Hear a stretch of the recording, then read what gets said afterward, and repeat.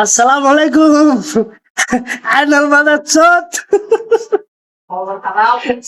যাই হোক, আমার বন্ধু বলে তোরা দুইটা কথা কইবো বলে।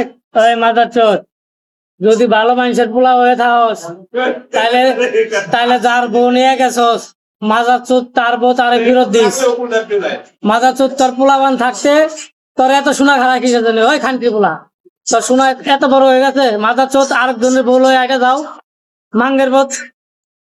এই মেয়েটার কি অপরাধ? মাদারচোদ তুই ওরে থুয়ে গেছস গা পোলাবান গুনি থুয়ে। মাদারচোদ কামটা কি ঠিক করছে? ভালো মানুষের মতন যার বউ তারে ফেরত দে। তোমার বউটা তুমি নিয়ে হোগা। হালার করে হালা, তাছাড়া তোর বউ আমি নিয়ে আও। তুই পাকনামি শুধাইছিলি না?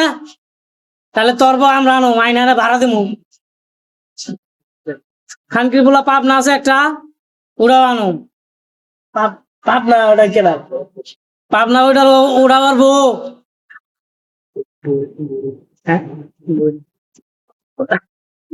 পাবনা ওইটা ওর বোন বোন বোন। ওটাকে কি ভাড়া দিবে নাকি? ওটা মাদার চোত, ওই মাদার চোতের বোন।